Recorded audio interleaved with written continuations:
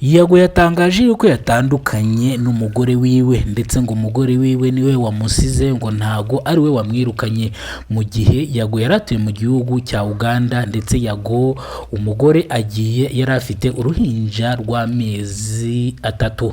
Murabizi yuko yari yaribarutse umwana w'umuhungu. Ubwo rero Yago Pondati yavuze ati nubwo umugore wanjye asize ariko namukundaga muheza ku mutima, niwo mugore nahuye nawe ampindurira ubuzima cyangwa anshyira ku murongo. Ubwo yafataga icyemezo cyo kumujyana mu gihugu cya Uganda kugira ngo ajye kuhabyarira yigane abarijende, nivuga abarijende muhita muvuga nka The Ben yajyanye Pamela kubyarira hanze. Nawe yavuze ngo reka umugore wanjye nanjye mujyana ajye kubyarira hanze, nk'uko Yago yaherezaga agaciro uno mugore ndetse uno mugore nawe agaha agaciro Yago yashidutse abona umugore yagiye, ntabwo azi ngo yagiye ryari, ntabwo azi ngo byagenze bite. Uyu mugore aturuka mu karere ka Huye nk'ahazwi Itumba. Itumba ni mvuga Itumba mwumva iyo mugeze hano, abantu mutazi Itumba reka mbasobanurire neza. Iyo mugeze hano kuri kaminuza y'u Rwanda ukagera muri Rope hakurya akayira kazamukamo hari niho hitwa Itumba, ndetse iyo urenze Itumba uhita ugera Rango, niho umugore wa Yago akomoka. Muri rusange Yago yiyemereye cyangwa yatangaje kuri social media ziwe cyangwa ku nkoranyambaga zitandukanye ko yatandukanye n'umugore we. Mutazabyumva handi bakagira ngo bari kubeshya cyangwa abantu bamaze iminsi bamwandikaho ngo atandukanye n'umugore kubera yuko yanze kumujyana ngo basezerane imbere y'amategeko cyangwa imbere y'Imana. No kuvuga ngo namwe mutari mubizi, Yago ntabwo yari yarasezeranye n'uno mukobwa ariko yamukundaga. Aravuga ngo gusezerana ngo ntabwo ari byo byatuma ngo uwo mugore amukatira ngo kuko yamukundaga cyane ngo ntazi icyabiteye, ngo cyangwa wasanga ngo ari kwa kundi umugore atwita cyangwa abyara akayita ahugwa umugabo we. Ndetse abantu benshi bakomeza kumwandikaho ibinyoma cyangwa ibintu bitari byiza. Yabahaye gasopo arababwira ngo ndabiyamye, kandi nanjye ngomereza kwiyama ku bantu bajye ku musitari cyangwa ku muntu runaka bakajya kumwicira izina yamaze iminsi yubaka. Yago Pondati murabizi ko ni umuntu mwiza, yazamuye abantu benshi. Urugero inyogoye ndetse n'abandi batandukanye yagiye abazamura. Yakuye abana imihanda abahindura ubuzima, ndetse yakuye abantu imihanda abagira abasitari bamwe na bamwe.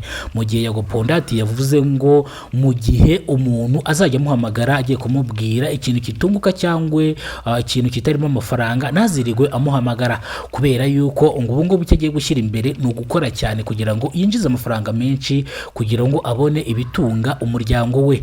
Ndetse nk'uko yatangaje yuko agiye gushyira alubumu hanze y'indirimbo ze, bamwe bakomeje bavuga ngo ni agatwiko kugira ngo akomeze training ku nkoranyambaga kugira ngo abantu barebe ino alubumu.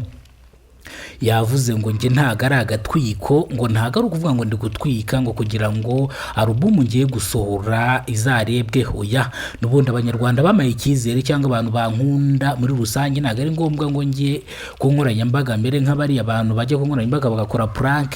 Reba nk'urugero uno mugabo wigize kuvuga ngo yakennye witwa Kiramani, ngo YouTube channel zihe ngo bazihakinze, ngo ndetse ngari gukoresha amafaranga menshi atazi kazagaruka, ngo afite ibihumbi bikomeye cyane, ngo nago ngo we ngaruko nguko ari kubigenza, ngo we ari kubabwiza ukuri nk'abanyarwanda kugira ngo mwebwe mumenye ukuri cyangwa mumenye icyo abasobanuriye we ku giti cyiwe. Niwe ubabwira situation ko zimeze cyangwa ikibazo ko kiri akabasha kugihandoringa.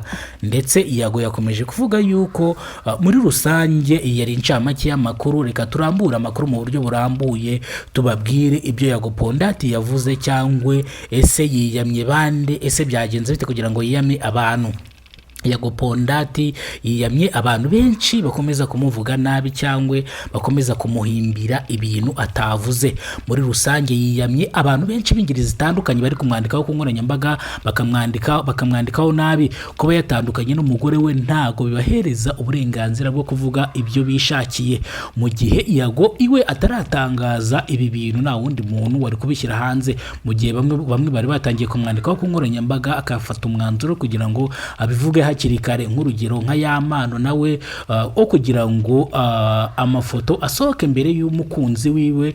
Amafoto murabizi ko afite umukunzi bakundanye mwino minsi bameranye neza, ndetse nawe yasohoye amafoto mbere y'aba bantu bananariza ibintu kugira ngo abace intege babure icyo bananariza, babure icyo bakora. iriya yari incamake y'amakuru, reka turambura amakuru mu buryo burambuye. Ngiye mugiye kubana nitwa Urinzwe n'Imana Emmanuel, abanzi banze ku izina rya Kidasamura Movie. Umuhanzi Yago usigaye uba mu gihugu cya Uganda yatandukanye n'umugore we baherutse kubyarana umwana w'umuhungu. Ni amakuru yitangarije ku nkoranyambaga ziwe zitandukanye, avuga ko afite ibikomere ndetse ko umugore we batandukanye umwana afite ibyumweru 3.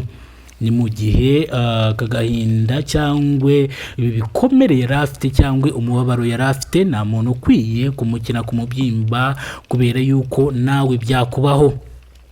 Nk'uko abantu benshi bakomeje kubabara kubera ku nshuti yabo cyangwa nangiye Yagupondati namukundaga, ariko yakomeje avuga yuko afite EP cyangwa indirimbo agiye gusohora mwino minsi. Afite album y'indirimbo zitandukanye ngo yarashigaje gukora ka album ka nyuma. Murakoze cyane, murakoze gukurikirana Kidasamura Movie. Tubanje kubashimira mwe mwakoze subscribe, no utarakora subscribe kugira tujye tubana umunsi ku munsi. Imana ibahe ubuzima buzira umuze n'amafaranga n'ibintu bitandukanye, namwe mudushyigikire mujye sharinga